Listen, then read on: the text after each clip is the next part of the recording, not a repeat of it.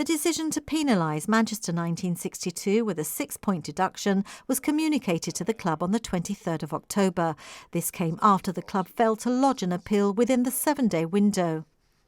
According to the GFA, the club defaulted on a payment plan with the Income Tax Office, resulting in the revocation of its tax compliance certificate. The club also failed to pay outstanding wages to players and staff and did not submit required quarterly financial declarations. The situation has prompted frustration from players who staged a sit-down protest earlier this week. The GFA clarified, however, that the disciplinary decision had already been made and was unrelated to the protest, emphasising its commitment to upholding fair play, financial governance and player welfare. In a lengthy press release, the association explained the tax compliance certificate is a condition of GFA domestic club licensing regulations.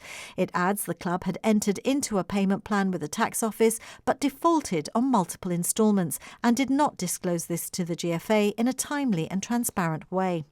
The GFA says it first became aware the club was in financial difficulties in July 2025 and says it's working with Manchester 62 to find a sustainable path forward. The club's compliance will be reviewed again in January, with further sanctions possible if issues remain unresolved.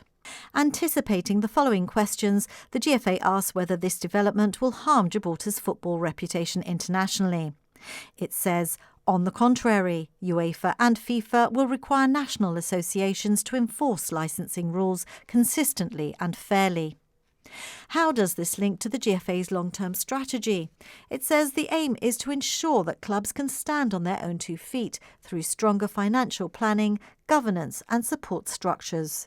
Is the GFA trying to shut down Manchester 62 with these sanctions? No, quite the opposite, it says. Our priority is to ensure that players and staff are paid for their work. What can players do if they're not being paid?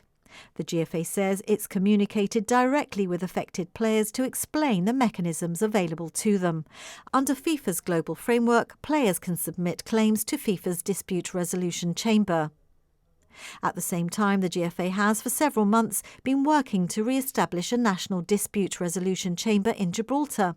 An NDRC was first introduced in 2021 but did not function in practice. The new NDRC, aligned with FIFA's updated framework, will provide a local mechanism for players and clubs to resolve employment-related disputes once it is operational before the end of the year. GBC has put further questions on this to the GFA.